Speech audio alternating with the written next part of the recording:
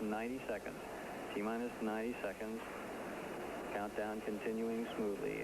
S4B propellants pressurized. The indication now using the workaround showing the S4B propellants have been pressurized. Now looking at the liquid hydrogen tanks as they become pressurized. LH2 aboard the second stage pressurized. All propellants now aboard the second stage pressurized as we approach the 1 minute mark in the countdown. Mark T-minus 1 minute and counting now in the final minute of the countdown. At T-minus 45 seconds, Gene Cernan will make the final guidance alignment. This is the mark. T-minus 45 and Gene Cernan made that final guidance alignment. That's the last action taken by the crew aboard the space vehicle. Now approaching the half-minute mark. T-minus 33, T-minus 30 seconds, and continuing on now. Continuing on at the T-minus 26-second mark, T-minus 25.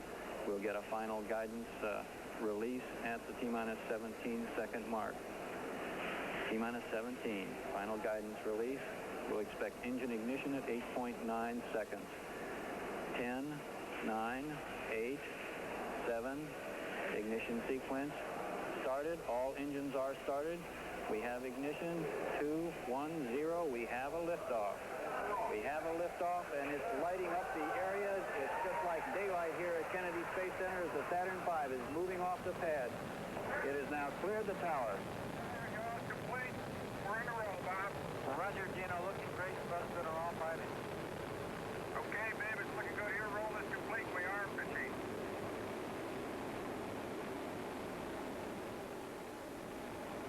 Mission Control, Gene Cernan reporting the launch vehicle maneuvering to the proper attitude. Everything looking good at this point. 17 is go. Roger, 17, you're go. First stage looks good. Altitude 1.1 miles.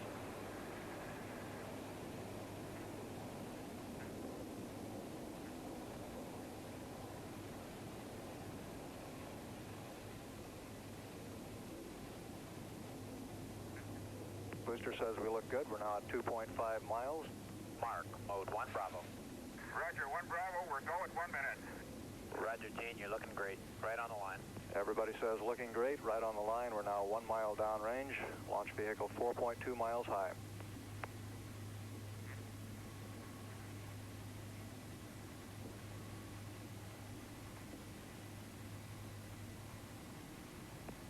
Coming up on maximum dynamic pressure at this point. 4 miles downrange, 8 miles high, and the velocity approaching 3,000 feet per second. Looking great.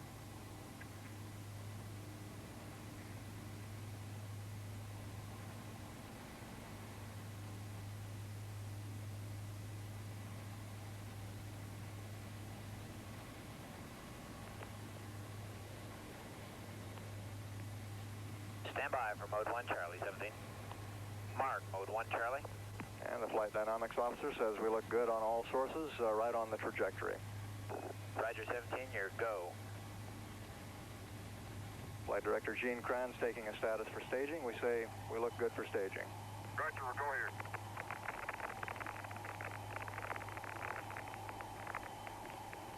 Inboard cutoff.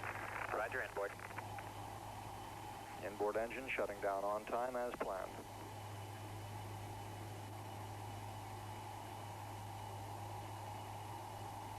Crew will experience maximum G-forces of about 4 Gs at shutdown. Coming up on first stage shutdown.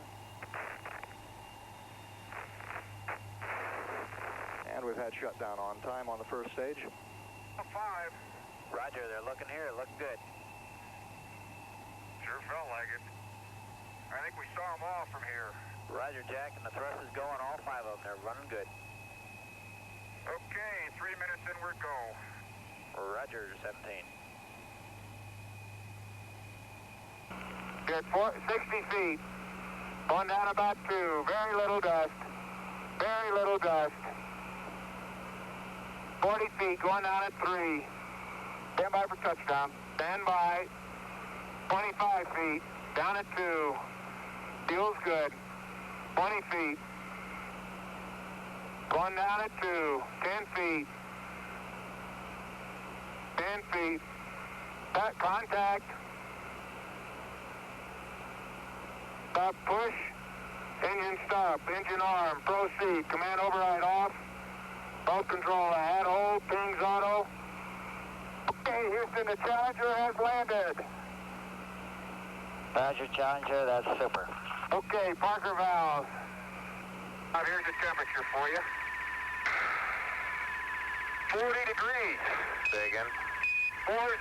Copy that.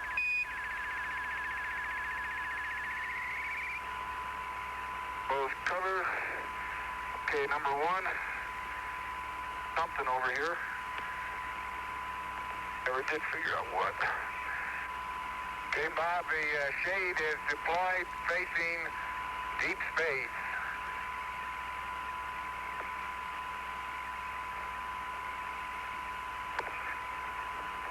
Oh, copy. Roger. Understand the cosmic ray.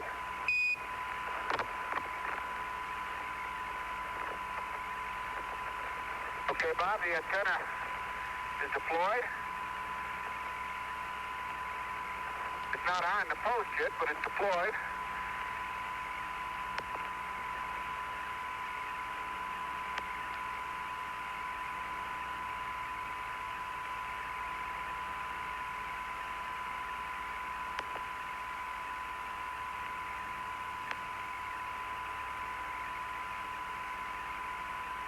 Uh-oh, come on, don't get all caught on something.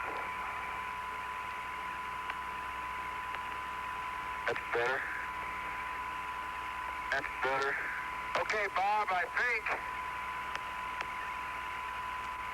just about got the sun side deployed just as perpendicular to the sun as I think anybody could do. Okay, copy that. Good enough. Parting, but I'll have to check it out. Okay, copy that, Jack. Those parting planes go over the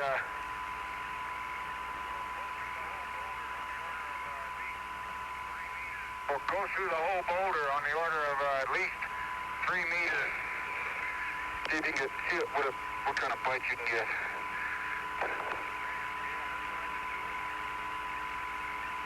Oh man, yeah, that's what I've been doing.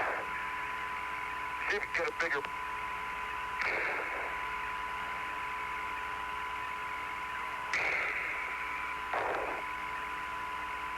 Oh no. It's coming now. See, just here. Let me get my foot down there. You get out. You get jacked. See, that's the key. Now, I think I can. Okay, if I do it that way, get away down there. Okay, now try it. See, we got a couple inches at a throw. We're all right. There you go. Do that for a little bit. Okay, let me put my foot on it. Okay, ready? Yeah. It's got to loosen up sooner or later. Okay, that's another good one. When you get tired, I'll do that. You can do this. This way you can get a bigger throw. Okay. Let me know when and I'll do that. Oh, that's all right.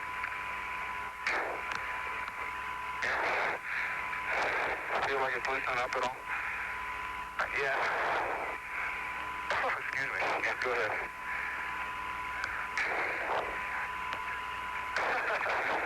Hang on. Okay. Okay. Okay. Stay there. Stay there. Okay, back. Thank you. Okay, we gather you're on the way back to the limb with the course sense there, Jack. Yes, sir. Okay. Okay, Bob. I'm going to take the TV away from you and get these battery covers squared away before I put the tongs and the camera on. Okay, Dino, and you guys have the gnome on in the little quiver, right? Yes, sir. The temperature on the batteries are 96 and 110. Okay, thank you. Can I close the covers? Roger. Can I close the covers? Roger, roger. Hey, you're turning our voice around, Bob. No, I We're said, getting a repeat. I said close the covers, please. That's right, I heard what you said, but you're turning our voice around.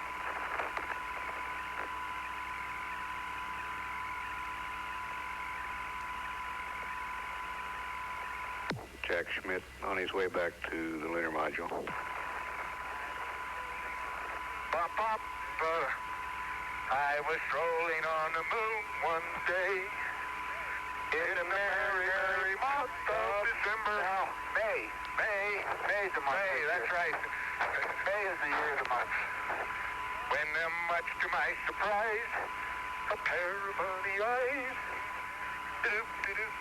Sorry about that, guys, but today may be Okay, December. the battery covered.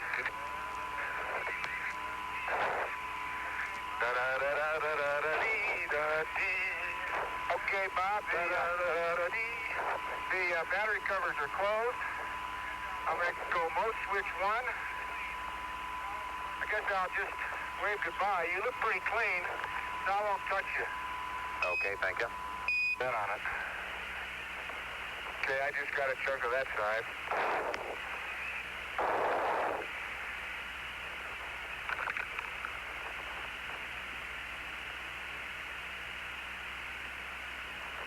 Okay, I got both of these. See that rock right over there in a little mound? Just projecting out of the edge of it? Where are you looking? Right over there. Here? No. No, here? I'm pointing. There you go. You just about touched it. Right there, that piece. Okay, let me get these in a bag here.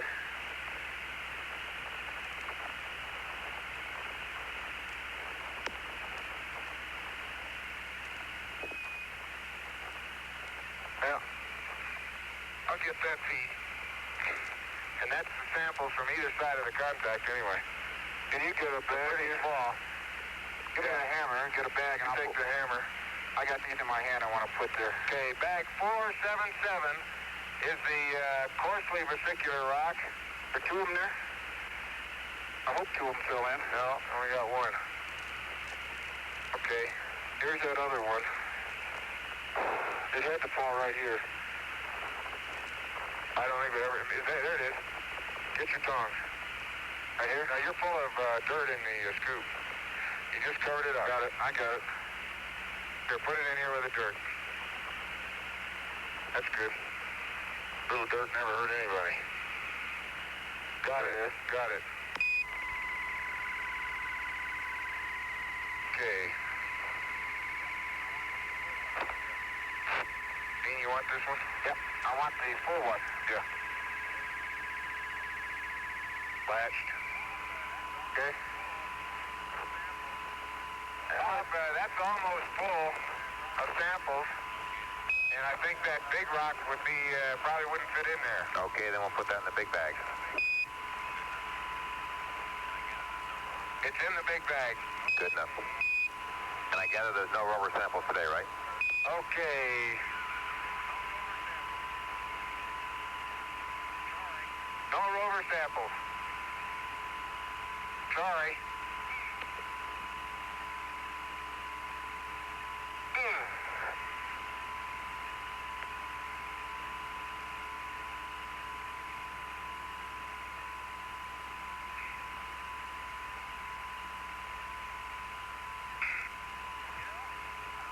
That's a pretty good day's workout, you know? You know, I don't think we need an exercise period. We get back in there.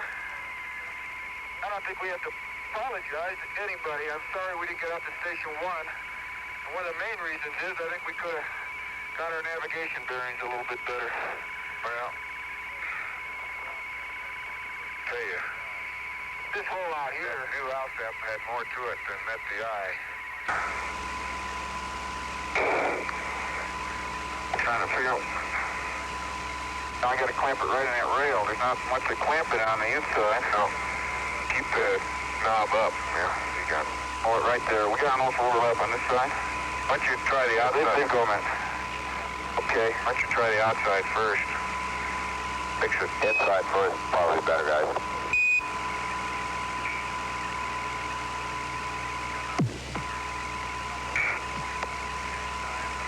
Got enough overlap there? Nope, I want a little more. Okay, and I am going to try this side because I can get my overlap over here.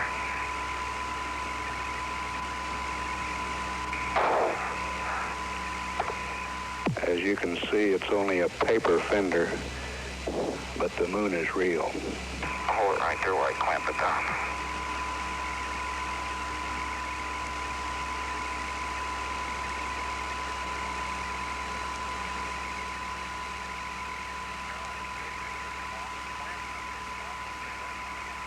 Well, that paper's going to come off, and the clamp's not going to come off. I'll say that. I don't know how much we're going to get on the fender, but... Okay, let's fix, yeah. Can you fix that at all? Yep. That'll give us a little strengthening, stiffening. Yeah. Be tight. Yep. Tighter for the road. I don't want to lose that. Man, that's tight. Now, let's see if I can get this one.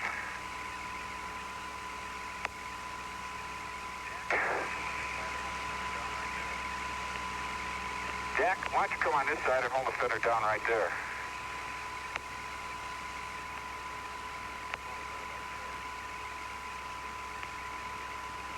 Hold it right about there.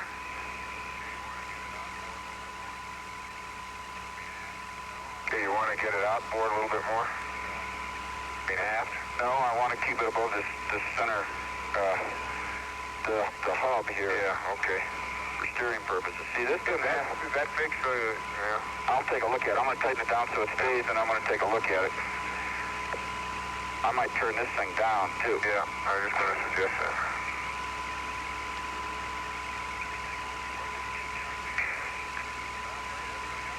Let me take a look before I get it too tight.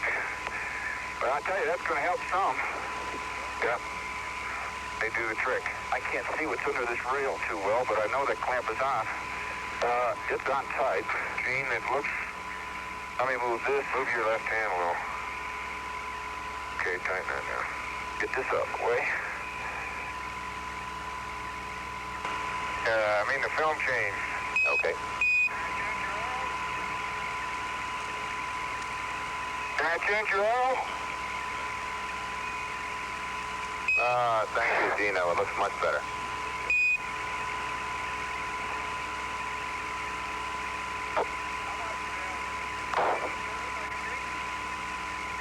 How about any other service I can be?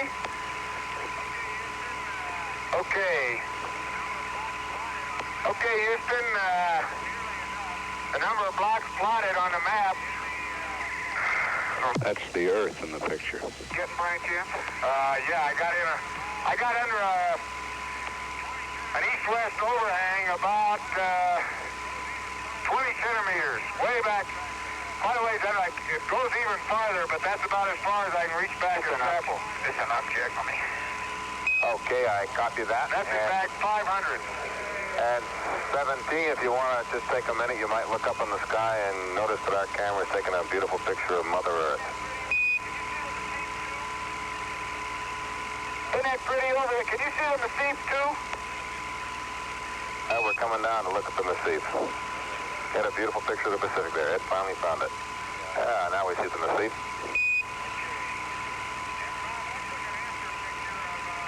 Okay. And Bob, I took an after picture of where Jack just got that soil sample under the rock from, and I'm on 60. Copy. Now I want to try and take this piece off first.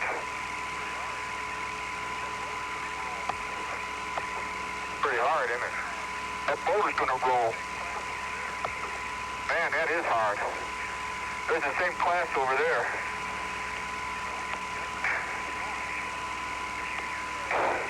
Well, that class is soft. Can you use your blade in? Now, let me get that little piece anyway to start with. Got it. There's two more pieces. Okay. Before we cover them up, let's get them. I gotta get a sample of that mother rock. Okay, there you go. The other one's right there. Okay. Let me see if I can't get a sample. Want to try to hit that one more time? I think I got another one coming. There's another little one.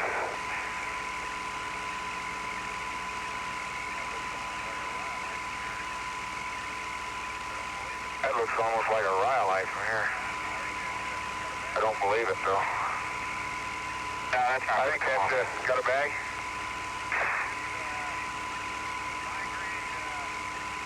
Okay, this is a fine-grained but crystalline white glass in the gray breccia. And it's mixed with soil. We had to pick up a little soil. 503. I guess they're all there, aren't they? Yeah, I think they are. There are 3 class anyway, 3 fragments that we got off ships. Let me get a piece of the rocket's end. And I'm going to take a close-up stereo of that. Okay. Don't get it. Okay. The old boulder rolling trick. I'm getting a soil sample under there. Don't hit the rover.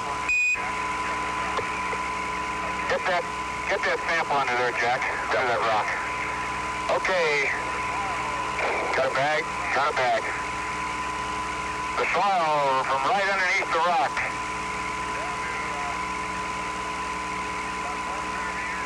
Down to about 4 centimeters and 505.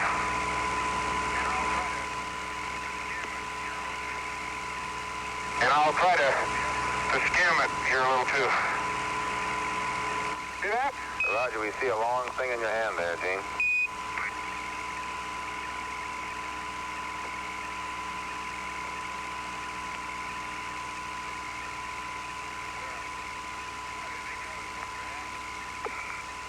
Well, I didn't think that was supposed to happen. Now, I know Jack, shoot. Thought I had him on the rover, but the core cap covers. I'll get him. No, you got some there in that little pocket. Yeah, but there's so many bags in here, I can't get in them. No, I mean the pocket on the rover, on the bag. Remember? No, they're not. I took them out and put them on you. Oh, okay. The rest of them are in this bag. I'll come and get them.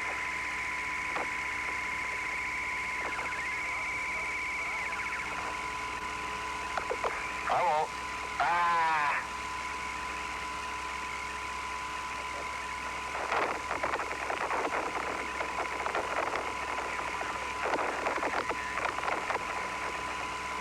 You don't mind a little dirt here and there, do you, Gay?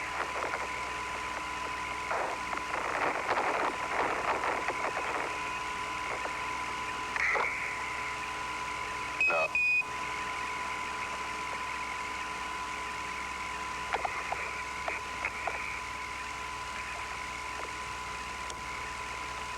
Jack Schmidt having a few problems.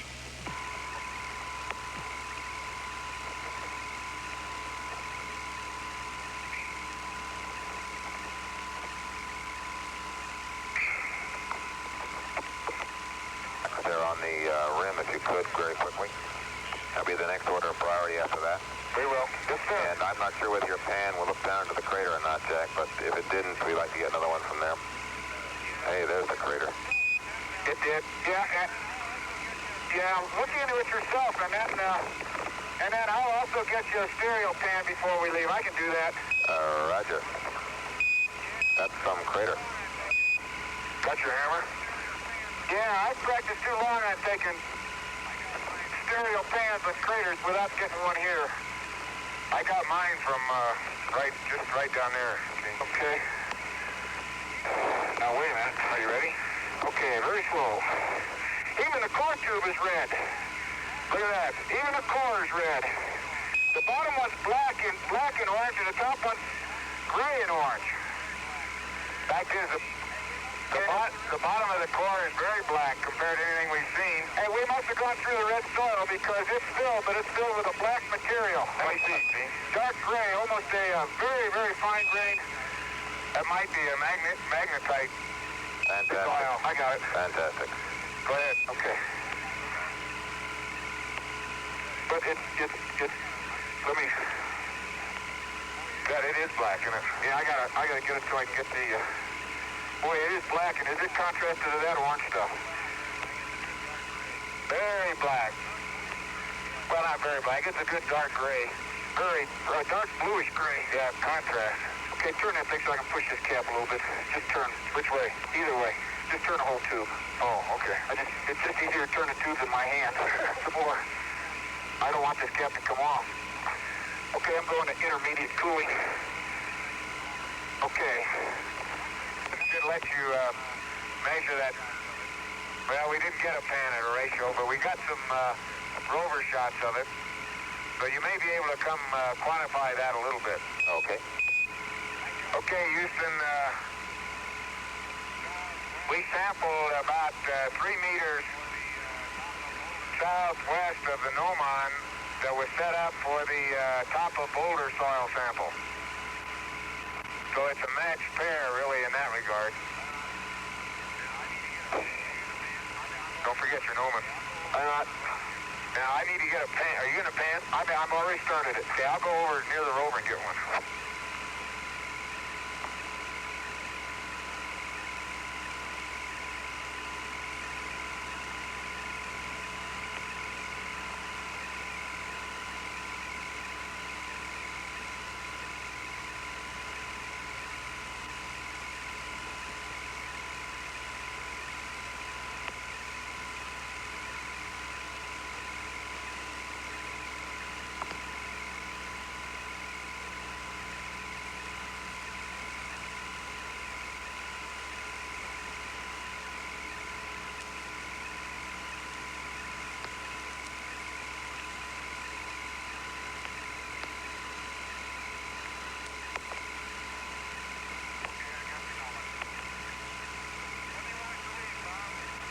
Okay, I got the gnomon. When do you want us to leave, Bob?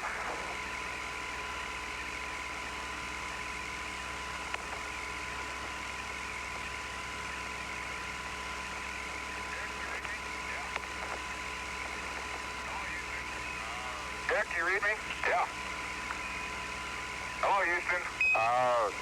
17, loud and clear. We'd like you to leave immediately. Just not sooner.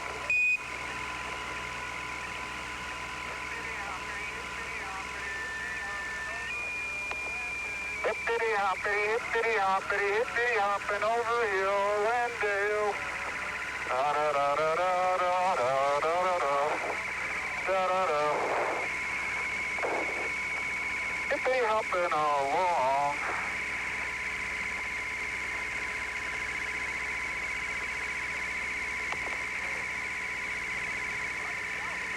Outstanding. And there's some beautiful north overhangs all around the block. Well, on the north side of the block. Okay, that's the best place to have north overhang, and I guess that means one of you guys might grab the SEC, the small can, before you leave the rover. Corners are even. Well, how's she doing? It's okay. It'll hold for a while.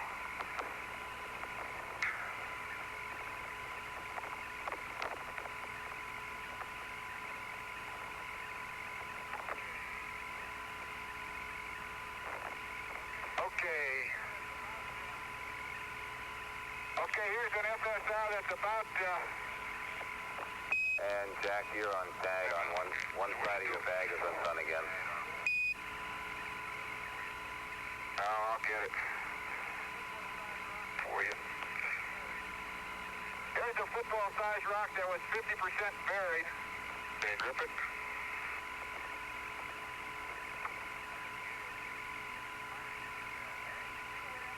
I got the gate open. I'm going to get your back. Hey, did you see the way I handle the hammer? Yeah. Every while I get accustomed to things.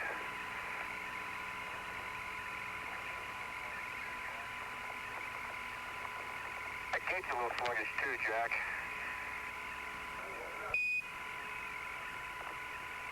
SCSE, huh? Roger, but we have to have the wheels rolling. We can do that. We can try it. We want the wheels rolling in 4 minutes, so I don't think it's practical at this time. Houston, before we close out our EVA, we understand that there are young people in Houston today who have been affected effectively touring our country. Young people from countries all over the world effectively touring our country. Had the opportunity to watch the launch of Apollo 17. Hopefully had an opportunity to meet some of our young people in our country. And we'd like to say, first of all, welcome, and we hope you enjoyed your stay. Second of all, I think probably one of the most significant things we can think about when we think about Apollo is that it has opened for us being the world, a challenge of the future. The door is now cracked, but the promise of that future lies in the young people, not just in America, but the young people all over the world, learning to live and learning to work together. In order to remind all the peoples of the world, in so many countries throughout the world, that this is what we all are striving for in the future, Jack has picked up a very significant rock, typical of what we have here in the valley of Torres Litro. It's a rock composed of many fragments, of many sizes, and many shapes, probably from all parts of the moon, perhaps billions of years old. But a rock of all sizes and shapes, fragments of all sizes and shapes, and even colors that have grown together and become a cohesive rock, outlasting the nature of space, sort of living together in a very coherent, very peaceful manner. When we return this rock, or some of the others like it, to Houston, we'd like to share a piece of this rock with so many of the countries throughout the world. We hope that this will be a symbol of what our feelings are, what the feelings of the Apollo program are, and a symbol of mankind that we can live in peace and harmony in the future.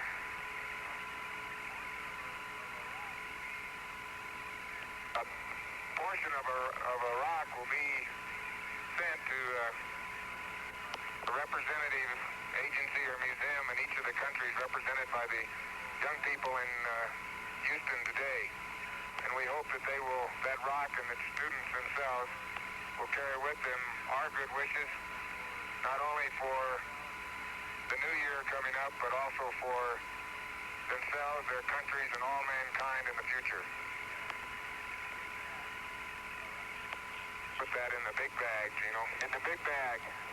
Roger. We Jack salute Dean, you, promise of the future. we thank you for your sentiments and your interest.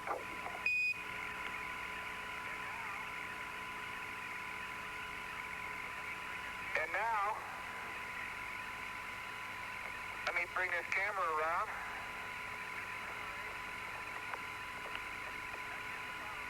To commemorate not just Apollo 17's visit to the valley of Torres Litro, but as an everlasting commemoration of what the real meaning of Apollo is to the world. We'd like to uncover a plaque that has been on the leg of our spacecraft that we have climbed down many times over the last 3 days.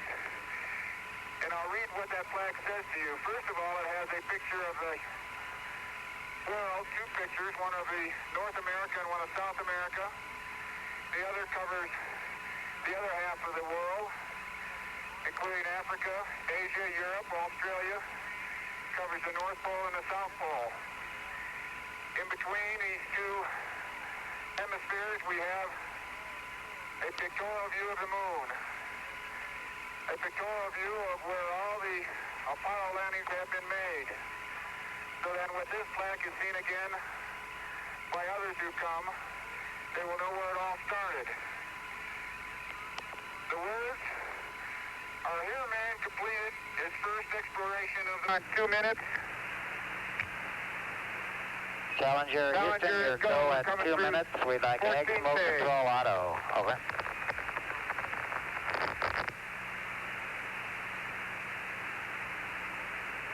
Okay, you watch the table, Gino. I'm watching it. Just get calm if you can.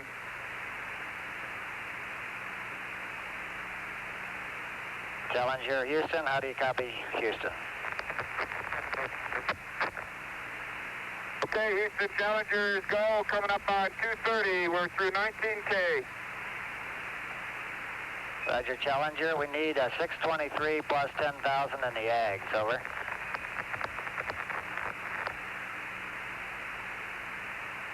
Well, those are the angles. How about an Omni? I tried it. I've got,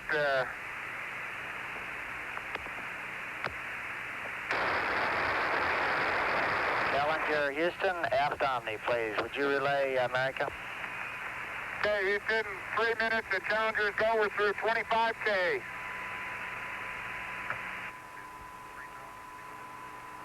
Okay, our next braking gate is at 3,000 feet.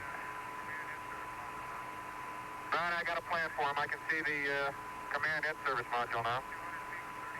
Okay. We're 4,200 feet, 30 feet per second. And inertial line of sights are both 0. America and Challenger, this is Houston, and we've got a good picture of the Challenger coming up from the surface of the moon.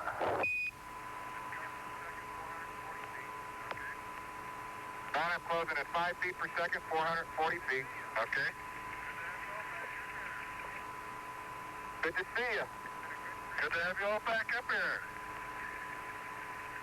It's been a good trip.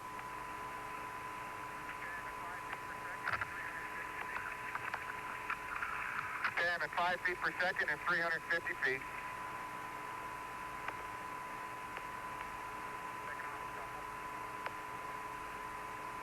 Challenger's coming in with the crew in the nearly heads down position as seen on the television monitor.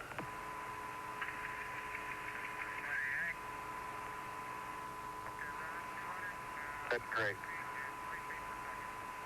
Okay, Ron, 240 feet and 3 feet per second. Okay, keep it coming. Nice and easy. Get a lot of pictures.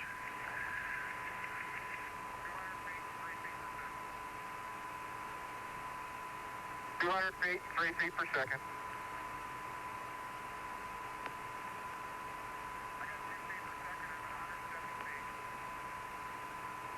I got 2 feet per second, I'm at 170 feet.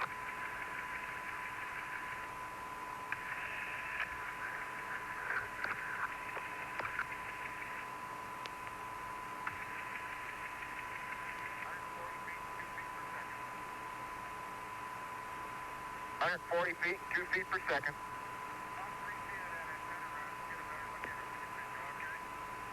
About 3 feet of that antenna around. We'll get a better look at it when you pitch over. Okay. Everything else looks clean. Man, that Challenger's a beautiful vehicle. You betcha. One little strap flopping on the top of it, and that's all. Okay, I got 2 feet per second. I'm at 100.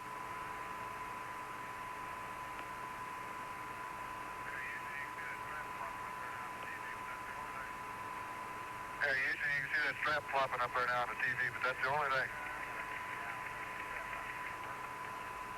Roger, Ron, we haven't picked it out, but we do have a perfect picture.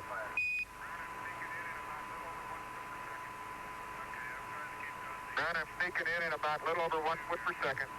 Okay, I'm trying to keep you on the tube here, so.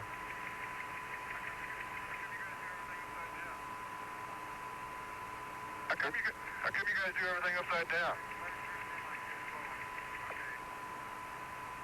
Okay, let's let it drift in like this slowly. Okay. You still have it? I've still got it.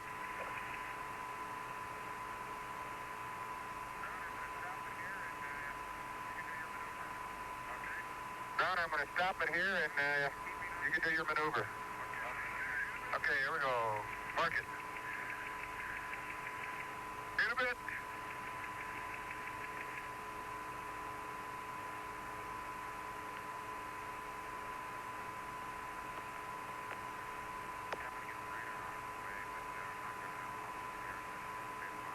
tell me to get the radar out of the way, but I'm not gonna, I'll lose him here as soon as his fifth runner gets out.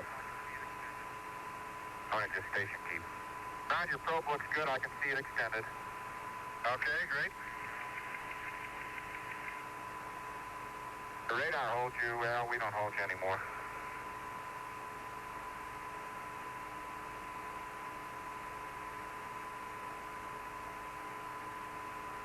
Ron Evans will now maneuver the CSM into position for the final docking.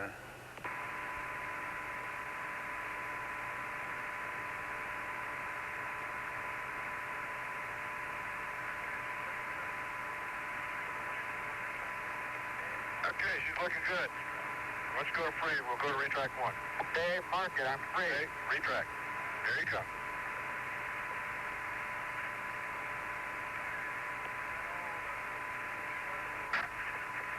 Bang! I got all 2 lever bolts.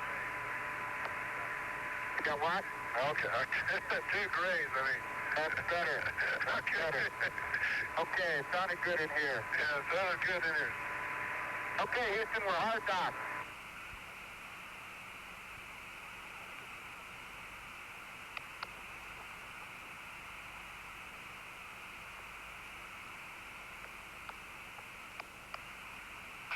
This view from 400 miles up.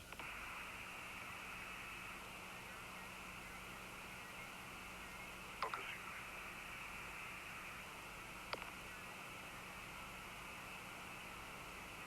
The crater Tsiolkovsky on the lunar far side, normally not visible from Earth, first seen by a Soviet Lunar, an unmanned photographic mission. There you go.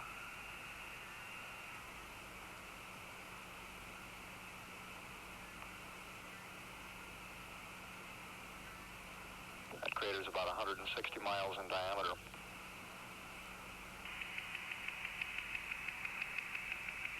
Gordy, the country Gene's pointing out is south of the orbit that we've been following for several days. Ron even more than Gene and I. And it's some of the striking country of the far side of the moon that human beings don't very often have a chance to see, but a trend's been started in the last few years, and I suspect it will continue. Roger, Jack.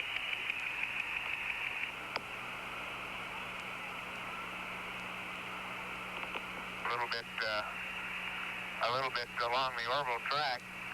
I'll be panning the camera more or less westward. Tsiolkovsky starting, and Tsiolkovsky is itself in the crater Fermi. And moving on to the east, the next big pair of craters that we spent some time studying is Hebert, which is just south, is right there. And just a little bit northwest of there is Pasteur. Roger, Jack.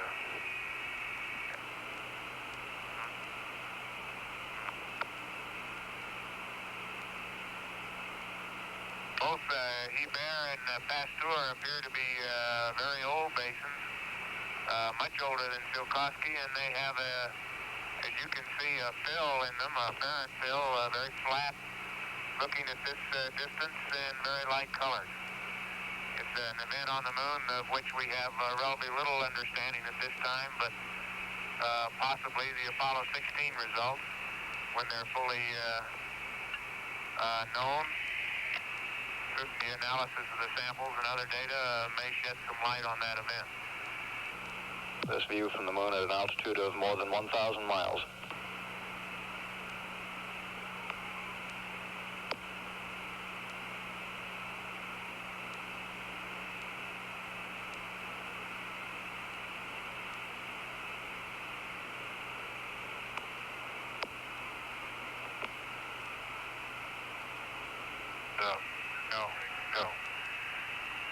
No, you won't see Tycho for a little bit.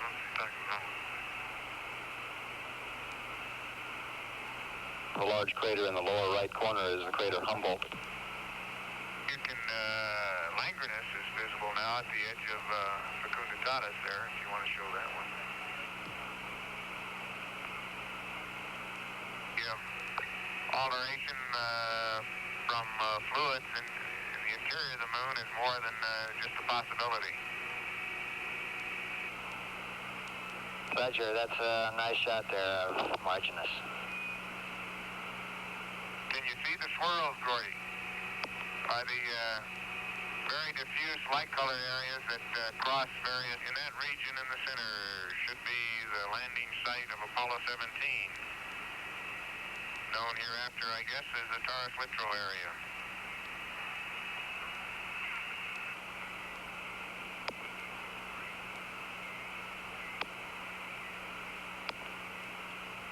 You're now 1,500 miles above the surface, and your climb rate was just computed at 295,000 feet per minute.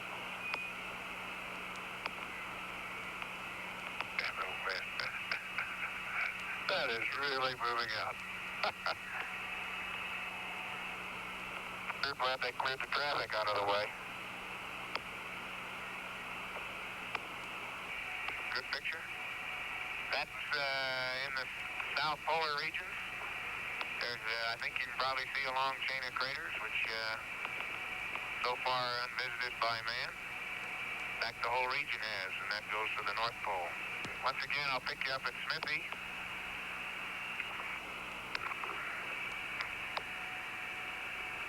And move you into Mare Marginis, the Margin Sea.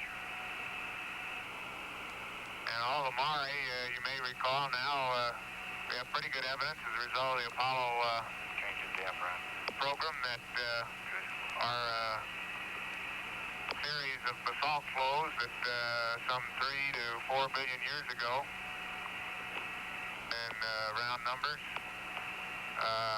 were erupted on the moon and filled many of the low areas that existed at that time. Not an awful lot has happened to the moon since, except for the impact craters, some younger ones since 3 billion years ago, which is one of the reasons it becomes so interesting to man. It's the moon's frozen in a period of history 3 billion years and older, which is a period of history that we cannot recognize very readily on Earth because of the dynamic processes of mountain building and oceans and weathering that are taking place even at the present time. Understanding that early history of the moon may mean an understanding of the early history of the Earth. And I think we're well on our way to a first-order understanding of that history as a result of the program. 17 Houston, you just passed 2,000 miles. 2,000 miles. We've got about a 95% full moon in front of us.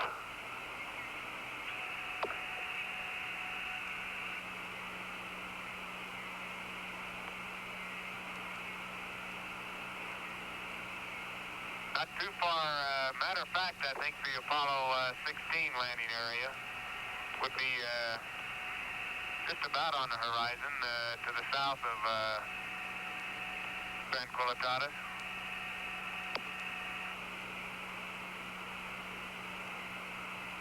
Okay, I think you can orient yourself with the big basins Jack's been talking about. There's Chrysium. You can see the landing site up in the, what used to be the upper left-hand corner of the picture, but you can pick it out by now, I know. Get a better relationship. You're looking at Langren is down there, the bright crater. You ought to be able to see Humboldt. Maybe Jack can give you the whole thing. Just a second. Can you give the whole thing? Yeah, use that minimum zoom. Yeah, that's perfect. You can see Tsiolkovsky now and the Terminator down there. I think Jack's just about got the moon center perfect. You got Tsiolkovsky on one end, the big basins on the other end. How high are we, Gordy? Okay, you're 2,327 miles.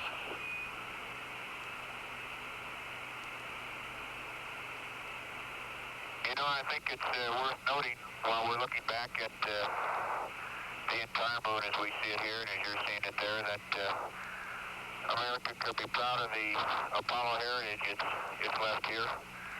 I know we in the program believe that it's really and truly been a heritage that will prove itself to be one of the most beneficial things that have happened to mankind in quite some time, although none of us can really predict the future. But I think everyone who's been part of this program has been proud of its accomplishments. I know we have. We're looking back at some place I think we will use as a stepping stone to go beyond someday. And those aren't words, so it's a faith I truly and dearly have. And I think we will all see it in our lifetime, not just as a nation, but as a world.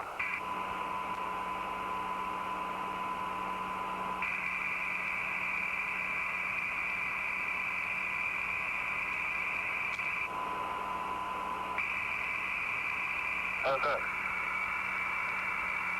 Okay. Slowly? Go now? Am I clear? You're clear, babe. Go. Okay. Hot diggity dog. Okay, can you see him? He's out. Roger. Am I on the tube? That's affirmative. Okay. Outstanding quality picture, Ron.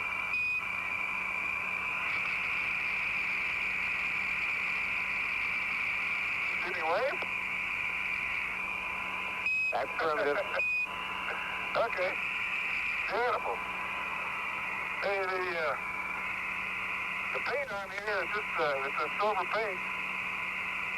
And it's just little blisters on it, so you can kind of peel it off with your finger.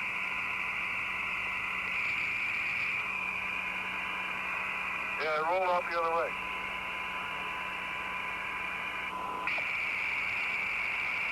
Yeah, I can see the moon back behind me.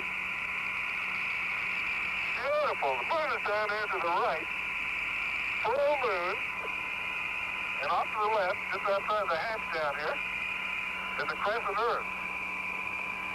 Maybe I can get a picture of the Earth coming back in there. But the crescent Earth is not like a crescent moon. It's got kind of like horns. The horns go all the way around, and it makes almost 3/4 of a circle.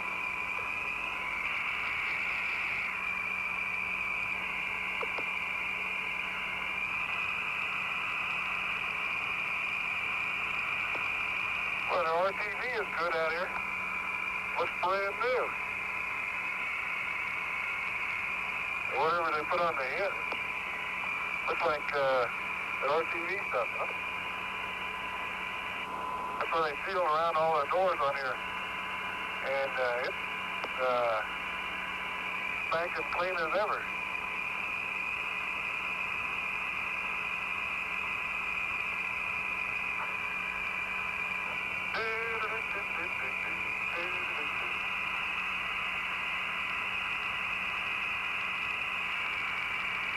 Okay, all right. See, once outstanding. Once you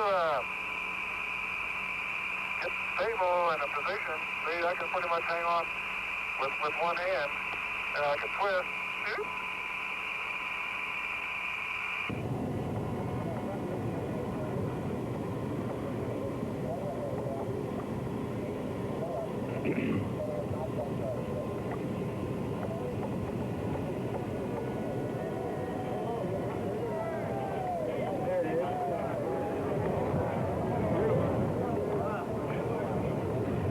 And there it is, coming down on those three big orange and white parachutes, 72 feet across, and NASA people happy to see all three of them working today.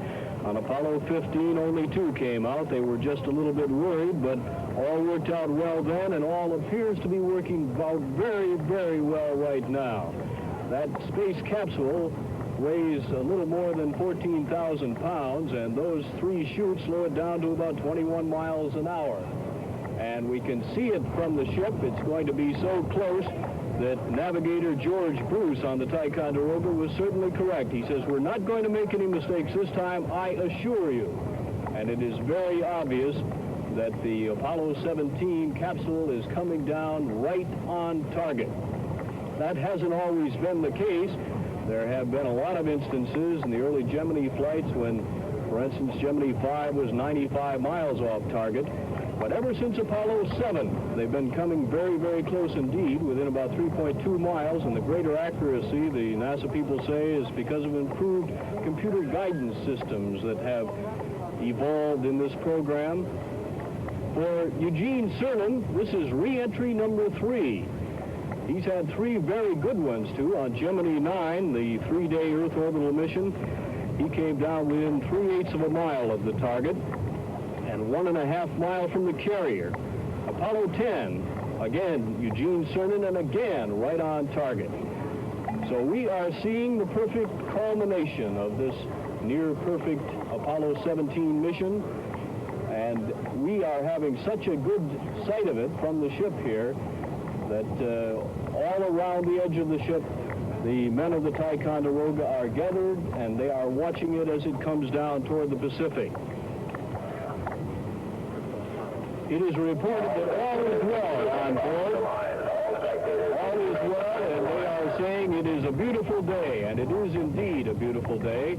The helicopters are circling over, getting into a position for a quick recovery of the astronauts. The wind is blowing a little stronger than it was a few moments ago. The sun has now gone under some of those big clouds that prevented us from seeing the chutes as they were originally deployed. But it is a beautiful day. And now we are waiting for the Apollo 17 capsule to drop beneath those clouds. On Apollo 7, they landed in a rain squall. There it comes. There it comes. Apollo 7 landed in a rain squall, and they couldn't find it for about 20 minutes. Wally Schirra was on board, and they said, turn on your beacon, and Wally flipped on the top blinker light. So it was a little difficult to find him, but nothing like that today. No rain squalls at all. It is floating down and looks like it's about ready to settle down on the Pacific Ocean, which seems to have calmed down a little bit from its 6 to 8 foot swells just to receive the Apollo 17 home. On Apollo 11, they were on target, but there was a navigational error, but that's really not much of a problem anymore because now there are satellite fixes that were not possible then, and Commander George Bruce, Tycho Navigator, has had 4 fixes in the last 3 hours, making him doubly sure that he was going to be right in the place he wanted to be. Now the next thing that the NASA people are waiting and watching and hoping about is whether or not that spacecraft will come down right side up or upside down. On Apollo 16, we got first glimpse of it much, much higher in the sky, but when it came down, it decided to go upside down, or in what NASA calls a stable 2 position. But there it is on our close-up camera aboard the photo helicopter with Sam Drummy operating the camera, and Max Wiley, the very good pilot who is getting us right in close and keeping us close so that we can get this spectacular view of the splashdown, which is about to happen and does happen. Beautiful, beautiful splashdown. And now we're looking from the deck camera, and you can see those huge parachutes as they are dropping into the water. They say it sounds like those guys are doing a good job out there. Now they're moving back in, and if all is well, it will be and is the egress ramp. That will take just a matter of minutes for Moy and Bueller, who are in the water, to get into position. Smart will stay up on the flotation collar. One of the astronauts will carry that up in the net to the 001 helicopter with him. And there comes the first of the astronauts. During simulation, we had always been afraid that the hatch would be on the wrong side. But if it is, we got on the wrong side too. And one of the astronauts not quite close enough to tell which one, is stepping out and seeing whether what he said was true. He said he had good sea legs, and he's getting just a little opportunity to check them out there, standing on the flotation collar. It looks to me as though John Smart is helping him put on the life preserver. Final connection there, and you can see the next of the astronauts who is ready to step out and is stepping out. And that's the easier one to tell. That has got to be Ronald Evans, because he's the only one who is bald of these three, and I believe I see a bald pate. Two of the astronauts now out. And one could almost guess that the first one was Harrison Schmitt and the second one was Evans, because that is right, or at least the way it looks to everyone who is watching here. Cernan, as commander of the command module, the last man to leave his ship. And there we have Ronald Evans stepping out. And that is Eugene Cernan. He's done this 3 times before. Once on Gemini, once on Apollo 10. Finally, he's been the man who walked on the moon along with Harrison Schmitt, and he has returned. All of this happening in just exactly the fashion that NASA recovery people are always hoping will happen. Not only is everything nominal and are all of the men on board happy and in good spirits, but NASA and the rest of us can see exactly what is happening. 3 astronauts in the egress raft, up now. When he says now, that means that he's touched the button on the retrieval wrench and that it will start pulling up astronaut Harrison Schmitt. Dr. Schmitt, the first geologist to actually go to the moon, the man that the scientists have been waiting for a long time. There have been times when they have been most vociferous in their criticism of NASA, saying that they were not really doing the scientific program the way it should be. 1 and 002, moving in toward the deck of the Ticonderoga.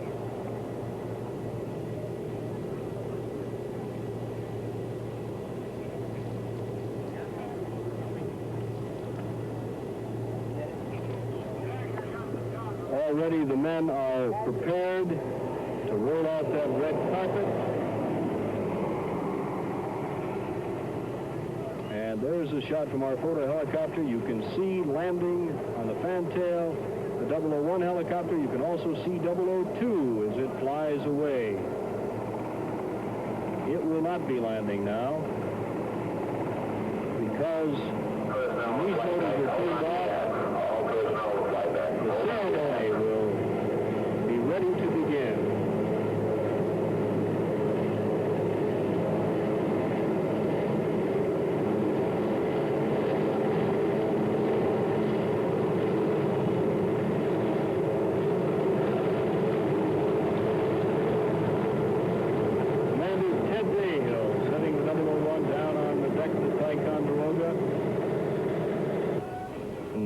Instructional sheet says, follow me. Stalking will lead the way over. The carpet is down. Stalking shakes a hand. Shakes all 3 hands, one at a time. And now they are out on the deck. Middle man is Evans, all right. And they are in proper array as the band strikes up. Anchors away, as could be predicted. Cernan in front, Schmitt in the middle.